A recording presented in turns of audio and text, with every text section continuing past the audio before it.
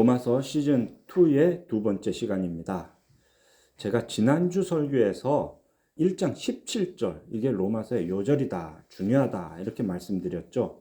복음에는 하나님의 의가 나타나서 믿음으로 믿음에 이르게 하나니 기록된 바 오직 의인은 믿음으로 말미암아 살리라 함과 같으니라. 이 말씀에 등장하는 하나님의 의에 대해서 제가 이렇게 설명드렸습니다. 택하신 자들을 구원하시기 위해 독생자를 내어주신 성부 하나님의 하신 일, 또 택하신 자들을 속량하시기 위해 성육신 하시고 십자가에 달려 죽으신 성자 예수 그리스도께서 하신 일, 마지막으로 택하신 자들과 함께 하셔서 말씀을 들을 때 깨닫게 하시고 순종하도록 인도하시는 성령 하나님께서 하신 일들, 이와 같이 하나님께서 죄인을 구원하시기 위해 행하신 구체적인 일들이 바로 하나님의 의라고 했습니다. 오늘 읽은 본문에도 하나님의 의라는 표현이 아주 중요하게 사용되고 있습니다. 21절, 이제는 율법 외에 하나님의 한 의가 나타났다 하고요. 22절, 예수 그리스도를 믿음으로 말미암아 모든 믿는 자에게 미치는 하나님의 의인이 차별이 없다라고 하십니다. 우리가 지난주에는 본문의 말씀을 따라서 그 하나님의 의보다는 사람의 불의에 초점을 맞추고 말씀을 읽었습니다. 오늘은 다시 이 하나님의 의에 대해서 자세히 보고자 합니다.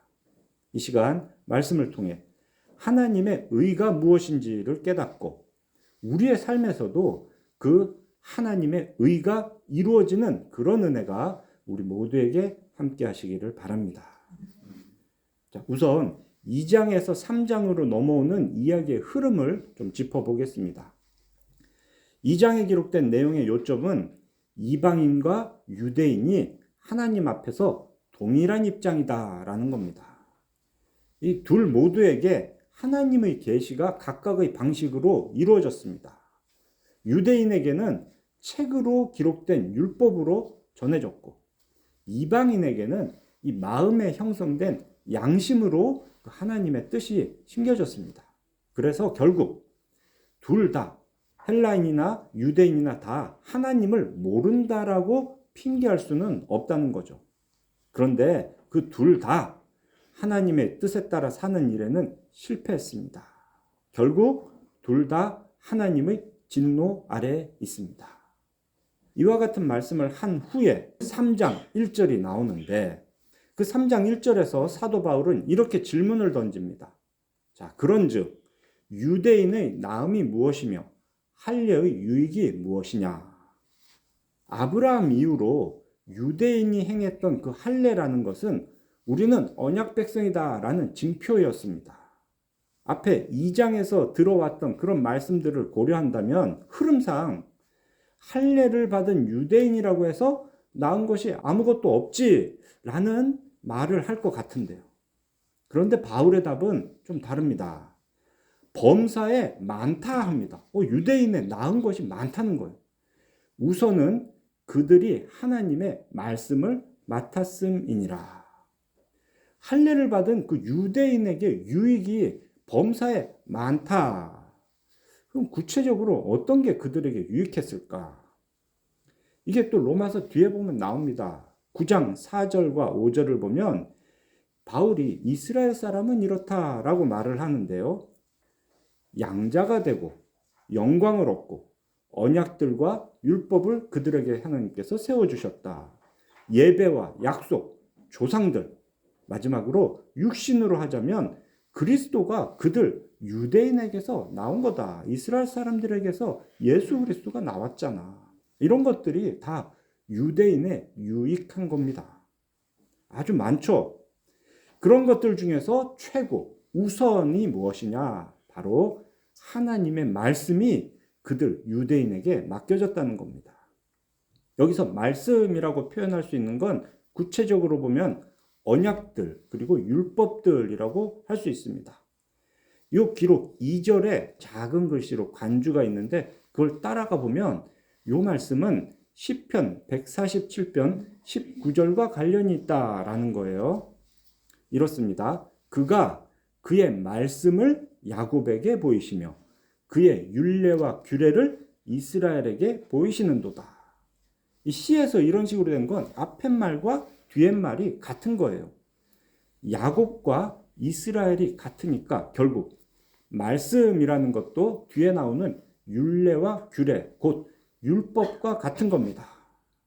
바울은 왜 유대인의 유익이 많다라는 이런 식의 말을 할까요? 지금까지는 유대인이나 헬라인, 이방인이나 똑같이 하나님 앞에서 죄인이다 이런 얘기들 계속 해왔는데 왜 갑자기 유대인의 유익을 말할까? 그것은 유대인이 이러저러한 이유 때문에 다른 민족보다 더 뛰어나다 이런 이야기를 하려는 게 아닙니다. 그런 말씀, 율례, 규례, 율법을 받은 자들이 그런 큰 특권을 누렸음에도 불구하고 하나님을 거역했다는 사실, 그걸 강조하려는 거죠. 그래서 3절을 보세요. 어떤 자들이 믿지 아니하였으면 어찌하리요? 믿지 않은 게 지금 초점입니다. 그 믿지 아니함이 하나님의 미쁘심을 패하겠느냐? 4절, 그럴 수 없느니라. 사람은 다 거짓되되 오직 하나님은 참되시다 할 것이다. 앞에서 유대인이 받았다는 그 하나님의 말씀, 이건 크게 보면은 언약이 있고 율법이 있는 거예요. 그렇게 좋은 것을 다 받고도 하나님을 믿지 않아서 그 언약을 깨뜨린 유대인들을 책망하고 언약에 신실하신 하나님을 더 드러내는 그런 말을 하고 있는 겁니다. 그러면서 바울은 옛날 시편을 인용합니다. 다윗이 밧세바를 범한 죄로 선지자 나단의 책망을 받은 뒤에 회개하는 심정을 고백했다는 시편 51편 4절의 말씀을 인용하고 있죠. 주께서 주의 말씀에 의롭다함을 얻으시고 판단받으실 때에 이기려 하심이라. 시편에서의 원래 의미는 이렇습니다. 주께서 말씀하실 때 주는 옳습니다. 주께서 판단받으실 때 주는 순전합니다. 둘 다 말씀하시는 주님, 판단하시는 주님이 다 옳습니다. 제가 잘못했습니다. 이제 그런 이야기예요. 다윗은 하나님께서 자신의 죄를 지적하시는 것, 또 그 죄에 대해서 조치를 내리시는 것이 다 옳다라고 고백하는 겁니다. 분명 이 신약을 기록하고 있는 사도 바울도 그런 의미로 이 말씀을 인용을 했습니다. 죄를 범한 사람, 특별히 유대인을 심판하시는 하나님은 옳습니다. 이제 그런 이야기를 하는 거죠. 그런데 이 인용문에 아주 주목할 만한 중요한 표현들이 담겨 있어요. 의롭다 함을 얻으시고 라고 하죠. 이 표현은 그 뒤로 이제 바울이 죄인에 대해서 의롭다 하심을 얻는다 라고 할 때 그 말과 똑같은 표현이에요. 우리는 이걸 한마디로 칭의라고 하죠. 의롭다 여김을 받는다. 칭의. 그 말을 다윗의 시편에서 이미 하나님의 입장으로 사용을 했던 겁니다. 하나님이 자신이 하시는 말씀에 따라 의롭다 하심을 얻는다라고 다윗이 이미 그 옛날에 말을 한 거예요. 그러면 이제 요 뒤로 3장에 나오는 요 표현을 한번 눈으로 찾아보겠습니다. 20절 보세요. 그의 앞에 의롭다 하심을 얻을 육체가 없나니. 24절. 값없이 의롭다 하심을 얻은 자 되었느니라. 26절. 예수 믿는 자를 의롭다 하려 하심이라. 28절. 그러므로 사람이 의롭다 하심을 얻는 것은 마지막 30절. 믿음으로 의롭다 하실. 이 말이 전부 다 오래전 다윗이 하나님에 대해서 말했던 거예요. 하나님은 어떻게 의롭다 함을 얻으셨습니까? 당신께서 하신 일로 인해 의롭다 함을 얻으셨습니다. 하나님께서 하신 말씀으로, 하나님께서 하신 심판으로, 그런 일들로 하나님은 하나님 자신이 의롭다 함을 얻으셨어요. 그런데 죄인은 어떻습니까? 자기가 한 일 때문이 아니고 그 삼위 하나님의 은혜로 값없이 의롭다 함을 얻는 거예요. 여기서 차이가 있는 겁니다. 이것을 통해서 우리가 무엇을 생각해야 될까? 우리도 하나님처럼 될 수 있다는 겁니다. 하나님께서 의롭다 함을 얻으시는 것처럼 하나님을 믿는 우리도 의롭다 하심을 얻습니다. 예수 그리스도와 연합한 자가 성령 하나님의 역사로 하나님의 성품을 닮아갈 수 있다는 거예요. 개혁주의 신학에서는 이것을 신격화라고 합니다. 좀 듣기에 약간 마음에서 꺼려지지 않으십니까? 전적으로 타락한 우리가 거룩한 삶을 살 수 있는 그 성화의 길을 걸어갈 수 있는 근본적인 이유가 여기에 있습니다. 하나님께서 우리를 구원해 주실 때 우리가 하나님처럼 될 수 있다는 거예요. 이게 잘못 들으면 마치 사이비 교주들이 내가 신이다 라는 식의 그런 나쁜 신격화로 오해할 수 있는데, 그런 거 말고 우리가 하나님의 자녀이기 때문에 하나님을 닮아간다라는 그런 좋은 의미의 신격화를 우리는 기억해야 되는 거예요. 이것은 결코 교만하거나 망령되이 하나님을 일컫는 그런 얘기가 아닙니다. 하나님께서 자기 자녀들에게 궁극적으로 바라시는 모습이 바로 하나님처럼 되는 이 신격화입니다. 자, 이런 식으로 해서 3장 1절부터 8절까지에는 유대인의 특권 그리고 불의를 말해주고 있죠.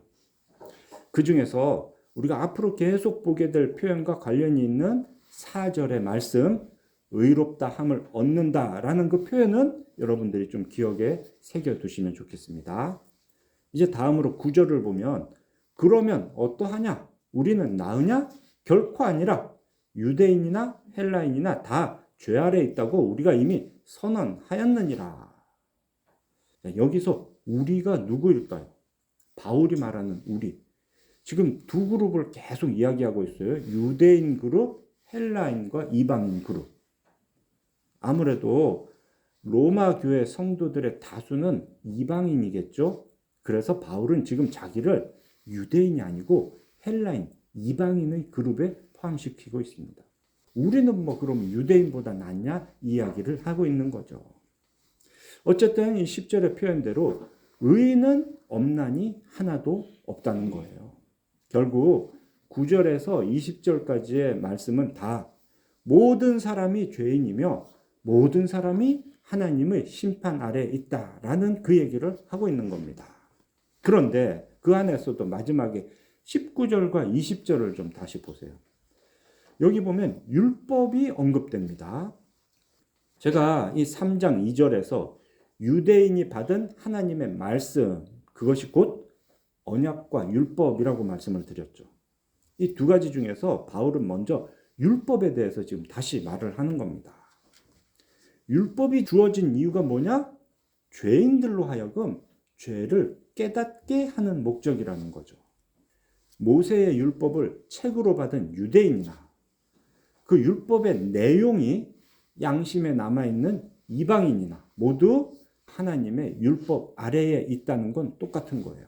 그러니 누구도 율법을 어겼을 때 받는 벌, 하나님의 심판에 대해서는 핑계할 수 없습니다. 난 몰랐어요 라고 할 수 없어요. 그렇게 율법의 한계에 대해서 말한 다음에 이제 바울의 편지가 분위기가 완전히 바뀝니다. 여태까지는 죄로 인해서 하나님의 심판을 벗어날 수 없는 그 인류의 비참한 상태에 대해서만 쭉 말을 하고 있었어요.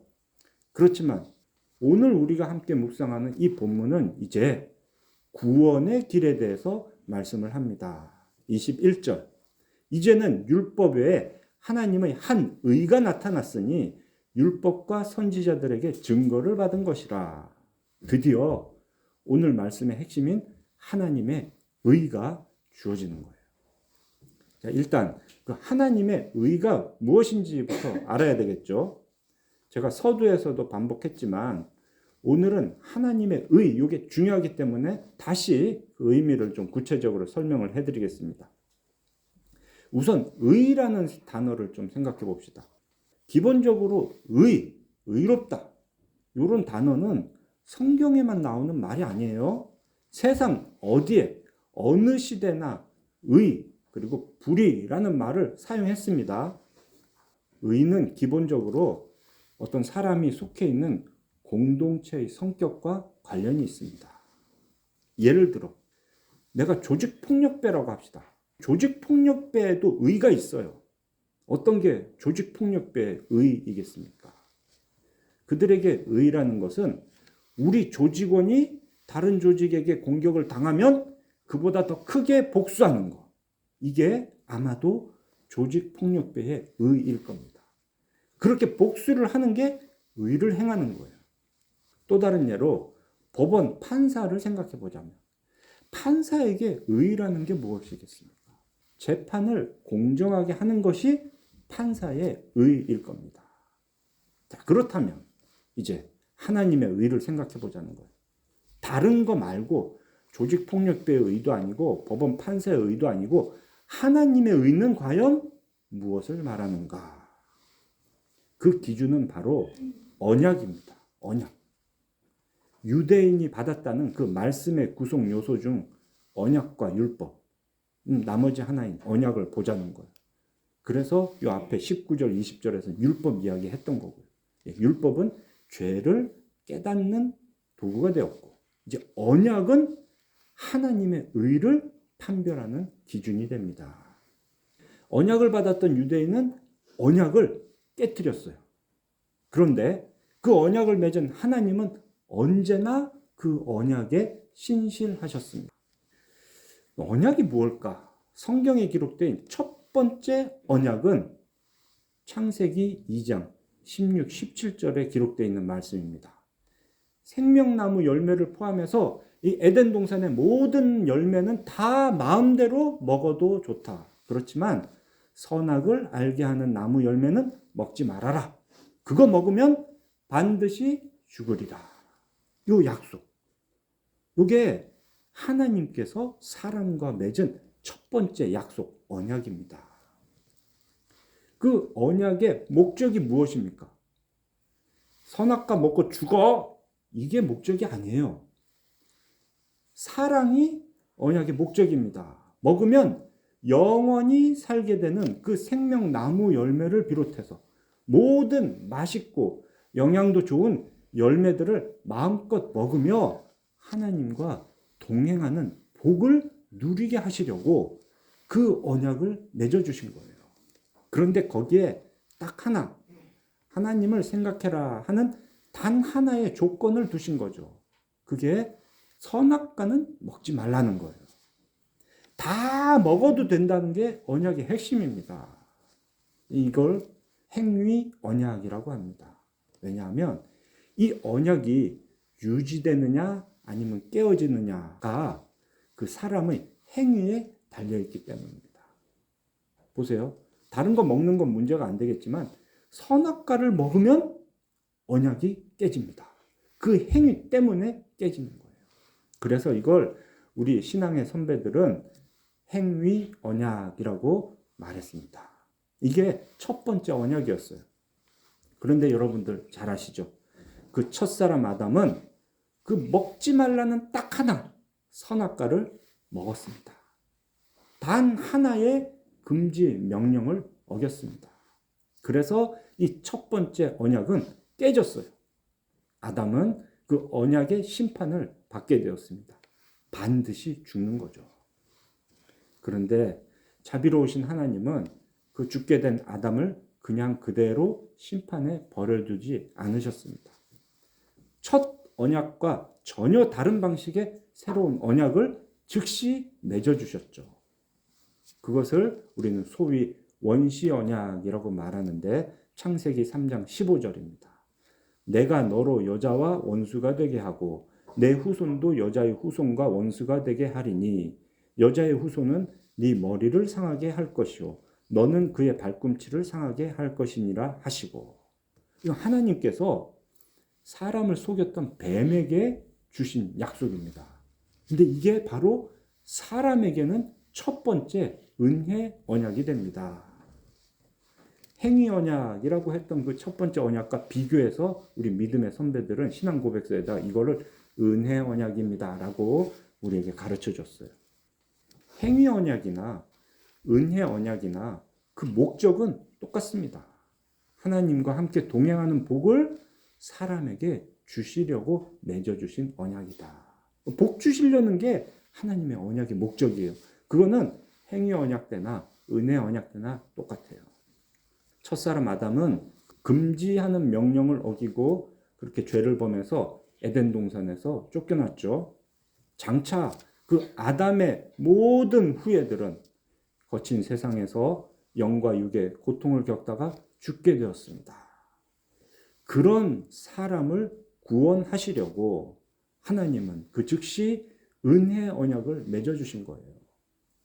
여자의 후손이 뱀의 머리를 상하게 할 것이다. 사람으로 하여금 죄에 빠지게 유혹했던 그 뱀에 대해서 이렇게 심판을 선언하시면서 동시에 여자의 후손이 온 인류를 죄와 심판에서 구원할 것이다 라는 구원의 약속이 담겨 있는 게 이 첫 번째 은혜 언약입니다.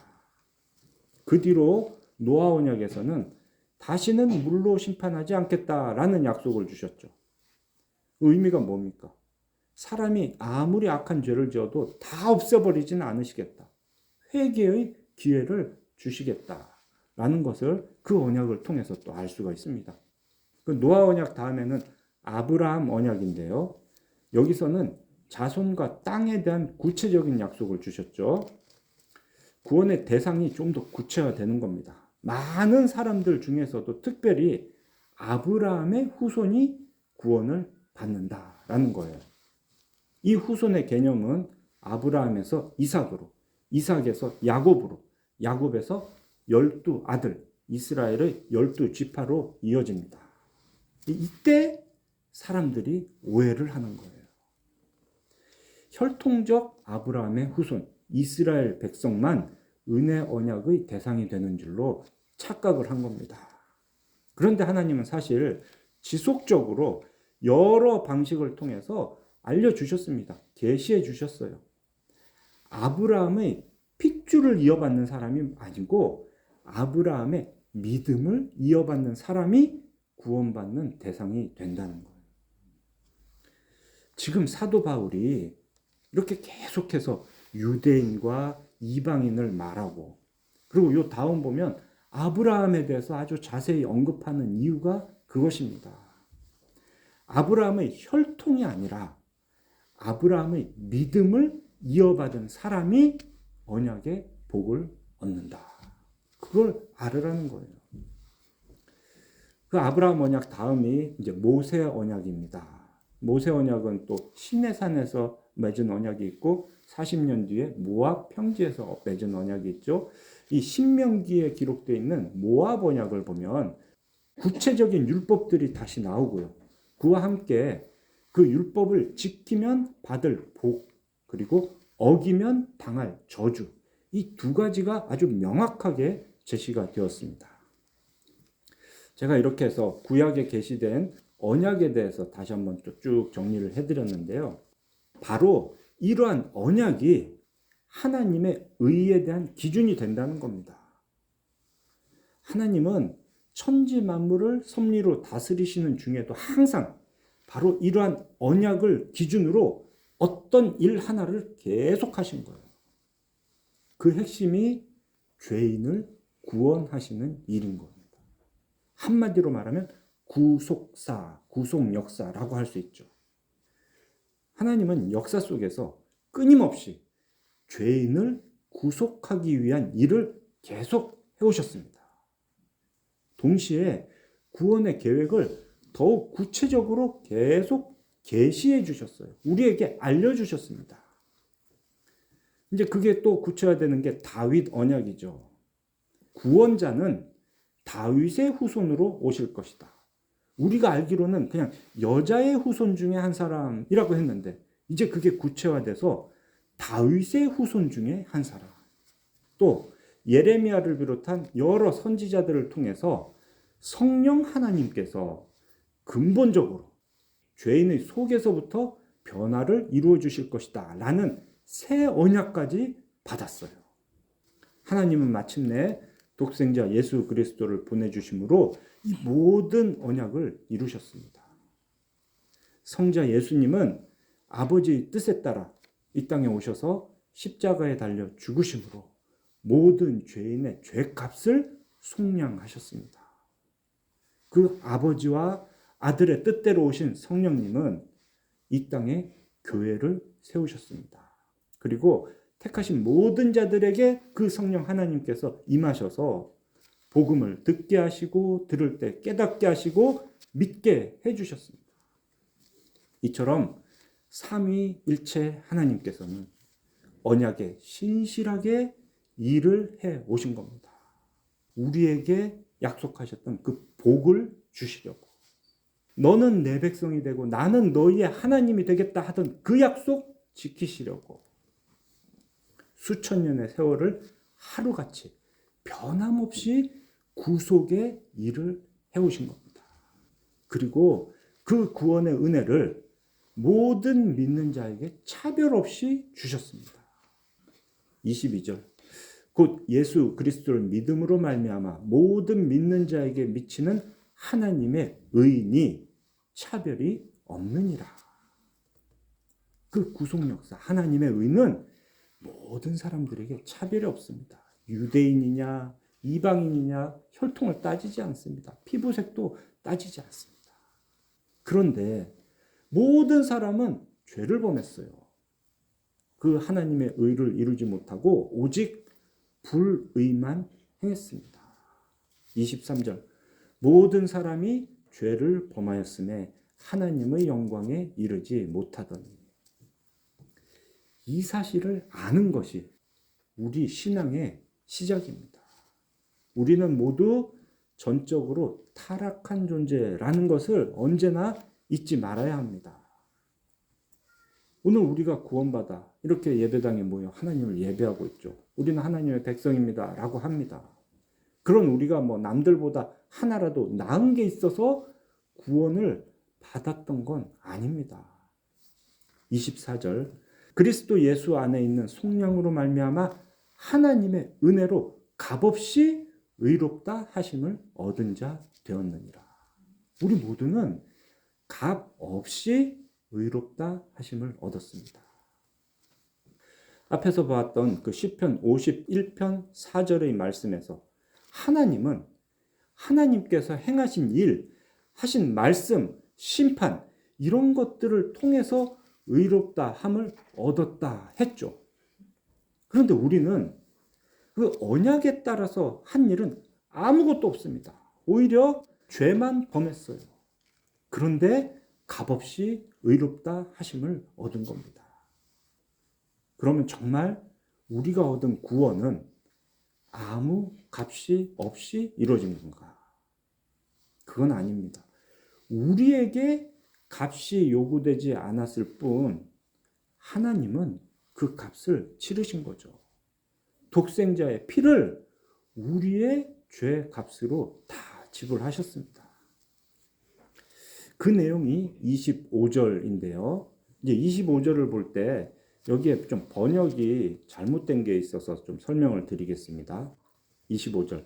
이 예수를 하나님이 그의 피로써 믿음으로 말미암는 화목제물로 세우셨으니라고 하는데요. 여기서 화목제물이라고 번역된 단어가 잘못된 거예요. 원래 의미는 속죄소입니다. 성막에 있는 속죄소. 이제 모세 때 처음 지었던 그 성막을 생각해 봅시다. 성막은 성소와 지성소로 구성이 되어 있죠. 앞에 있는 큰 방이 성소이고 안쪽에 있는 작은 방이 지성소입니다. 그 지성소 안에는 언약궤라는 상자가 있어요. 언약궤에는 십계명의 두 돌판, 그리고 아론의 쌍난 지팡이, 마지막으로 만나가 담긴 항아리 하나. 자, 이렇게 들어있어요. 그리고 그 상자 위에는 뚜껑이 있겠죠. 그 뚜껑 덮개, 평평한 덮개가 있습니다. 그 뚜껑 위에는 그룹이라고 하는 날개 달린 천사 둘이 서로 마주보고 있는 그런 조각이 얹혀져 있어요. 출애굽기 25장 17절 이후에 이 속죄소에 대한 기록이 나오는데 그 뚜껑, 덮개를 속죄소라고 하는 게 그 출애굽기에 나옵니다. 왜 이게 속죄소냐?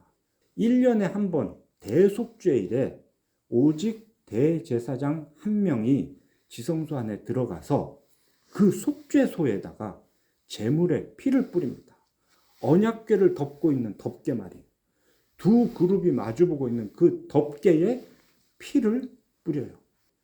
언약궤 안에 있는 십계명 두 돌파는 율법을 대표하는데 그 덮개 위에 제물의 피가 뿌려질 때는 율법을 어긴 죄로 인해 정죄될 것을 막아주는 그런 기능이 있다는 겁니다.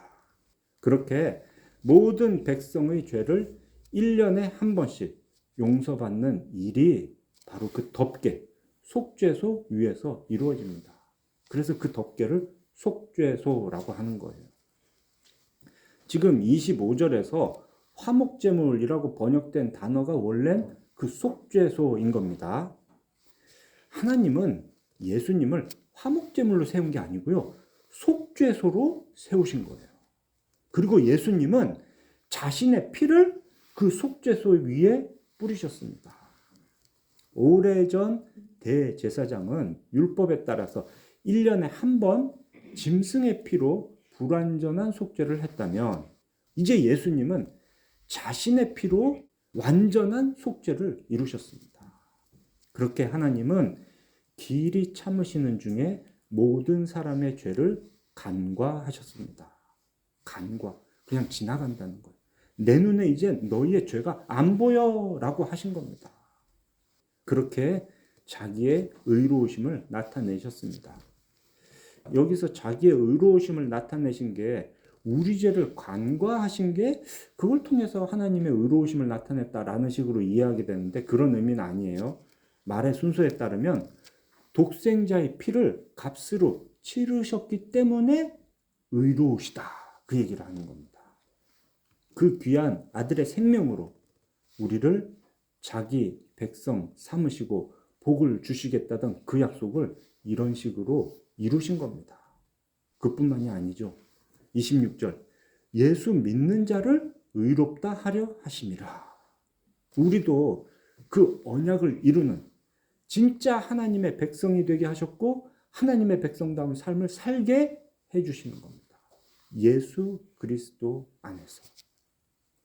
이 말씀을 볼 때 우리는 의롭다 여김을 받는 칭의의 은혜뿐 아니라 정말 의로워지는 성화의 은혜까지를 생각해야 되는 겁니다.